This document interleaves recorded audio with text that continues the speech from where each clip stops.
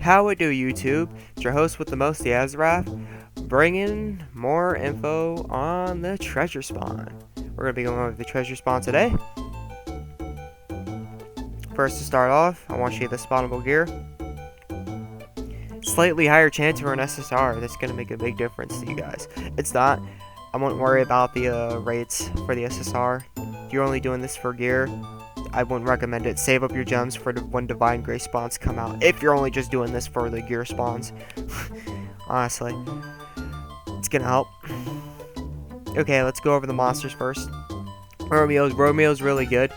You don't know what elevation does. Elevation increases the chance of a proc happening on your armor gear. Say the skill. The skill has a chance to increase the ability power of attacks, or has a chance to reduce magic or physical damage or something like that. It increases the chance of that happening during battle. Love struck Juliet. But yeah, for Romeo, besides the awakening on itself, I wish you could do it for everybody. That'd be super OP too. And the fact that he deals current HP. His abilities are good, so he's a really good monster. He really is a really good monster. Don't pay attention to that, because everything else he does is phenomenal. Love struck Juliet. She's a really good monster. She's a little less more than Horus. Horus is a little better than her. Yes, the divine successor Horus, the water type dude. Reason for that being, just like Horus, she casts Kismet.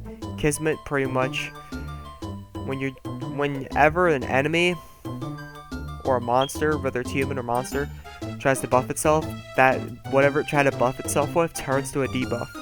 The reason I'm saying that is because she increases status alignment resistance. Horus, for every 10 seconds for 40 seconds, takes away your status alignments, all status alignments. Other than that, I'm only going to be going after these two because these two are good, Nezha and Aladdin, but you can get them pretty much anywhere besides friend point spawns. Yeah, pretty much friend point spawns. You can get them anywhere besides friend point spawns. These two, I don't think you could get from anywhere. These are actually like legitimately featured monsters. So going on with it, Keshin's pretty good, and Zuhang's pretty good. So, and these weapons are pretty good. Other than that, that's pretty much it covering that. Let's go to the treasure box contents. Always expect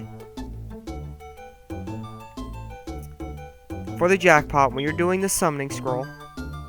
Oh, wait, what? Wait, what? Oh, okay, or featured gear. I was about to say, wait a second. Hold up. You serious? Okay, this has featured gear. You're most likely, the chances of getting summoning scroll are not super low, but they're low.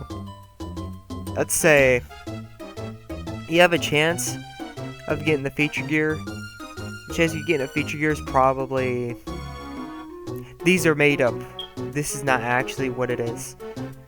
This is what I would say it's like, kind of like in my perspective, but the chances are not like this at all. Featured gear is probably going to be a 70% chance, and it's split between the two summoning scrolls. The other percent chance, what you're going to get, so it's 15 per each. That's probably how low it's going to be. You might get it eventually if you keep doing it. If you have over if you hit like 4 jackpots or 3, you might get 1 if you get lucky. 10, you should definitely get your summoning scroll by then. If you do 10 jackpots, you should definitely get your summoning scroll. But if you do it 2 or 3 times, you're probably not going to get it. If you do it more than that, you might get it. If you do it 10 times, you're definitely going to get it almost, unless you have really bad luck. Oh yeah, I already covered the weapons. Going on to the medals. This is how much it takes, and as you see in here, you only get in the jackpot, you only get either 200 or 500. Now, I'm not saying chance of you getting 500 medals is low, but you're going to be more likely to get 200 than you are 500.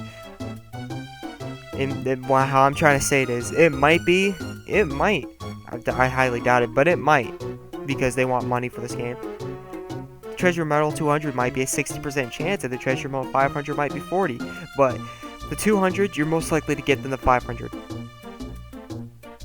Now going on with the medals, and you only get 10 per each spawn. So make sure you have, if you're doing this for, besides the weapons, if you're doing this just for the weapons, because you only need to do one run. If you're only doing this for the weapons, because you'll get 200 guaranteed. If you're doing this for the monsters though, make sure you have at least 200, or you have a lot of normal quests you could do, or you're pay to win. If you're any of those conditions, you should be good. This spawn you could do the spawn. Well, you could do the spawn either way, but you're gonna do the spawn with better chances. You're gonna walk out with something more than something less. Other than that, oh yeah, if you need these nostalgic garbs and overcoats and the armor, you do it. I would not recommend it for long-term gear, but if you need that cost, you need that stat boost, you don't have a lot, say you're starting off, I'd do it. Other than that, I wouldn't worry about it. The weapons though, they're pretty good because of their skill. They go up to 30 costs. Other than that, thank you for watching. Thank you for tuning in. This is the Azrath. I'm out. Peace. And have a great day.